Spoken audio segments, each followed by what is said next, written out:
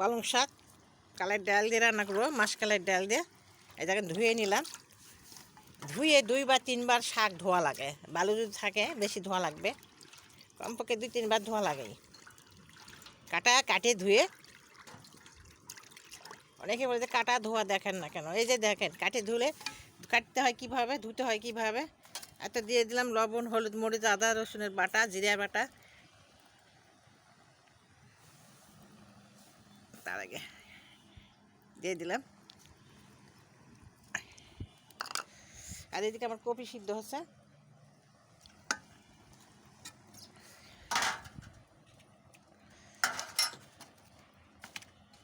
এই যে কালাইয়ের ডালটা যদি মনে করেন আগে আগে সিদ্ধ করে নিয়ে গলায় নেবেন, নিয়ে শাকটা পরে দিয়ে দিবেন। মাসকালের ডাল যে কোনো কাজের একটা ভালো লাগা আছে, ভালো লাগলে সবই করতে ভালো লাগে। আর যদি মনে করেন যে আমার ভালো লাগছে না, তখন কাজ করে ভালো লাগছে না। তো ভালো মন্দ বিপদ আপদ সব কিছু মিলেই দুনিয়ার থাকা লাগবে। আল্লাহ তাকে ভালোই রাখে। বিপদ আপদ সব কিছু ভালো মন্দ মানে জীবনের মধ্যে থাকবেই। এই তো আমি এখনকার তেল দিয়ে দিই। কালের ডালটা দিয়েই বেশি খাই, তাই আর কি ভালো বেশি লাগে অনেকে। এমনি এমনি ভাজাও ভালো লাগে, সাথে চিংড়ি মাছ দিলে ভালোই লাগে, সব কিছু ভালো। তেল একটু দিয়ে দিলাম। আর এদিকে আবার কপি হচ্ছে, কপিটা সিদ্ধ হয়ে যাবে, এখন ডিম দিয়ে নামাবো আমি।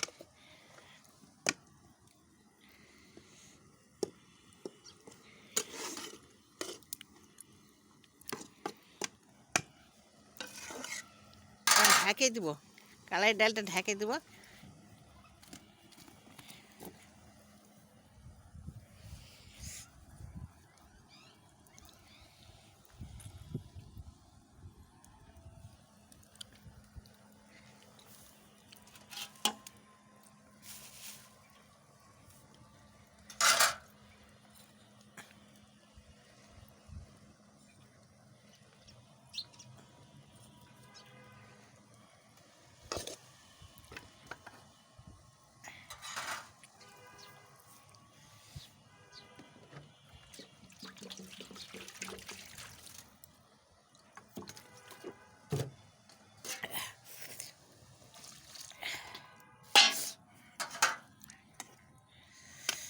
ঢেকে দেবো, এখন সিদ্ধ হয়ে আসছে।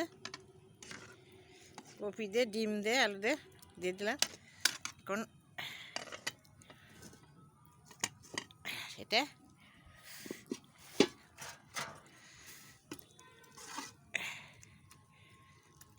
এটা এখন সিদ্ধ হয়ে যাবে। পালং শাক সিদ্ধ হতে তো সময় লাগে না, এটা সিদ্ধ হয়ে যাবে, তখন নামাই নেব।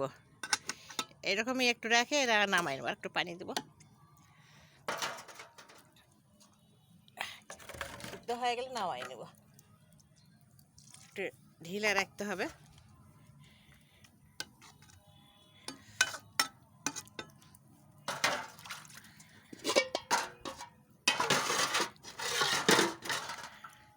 এই এখন দিয়ে দিলাম ঢাকনা, কিছুক্ষণ পরে এটা নামিয়ে নেবো। এটাও হয়ে গেছে, এটা বড় ফুটলে হয়ে যে নামিয়ে যাওয়া, নিয়ে নেব।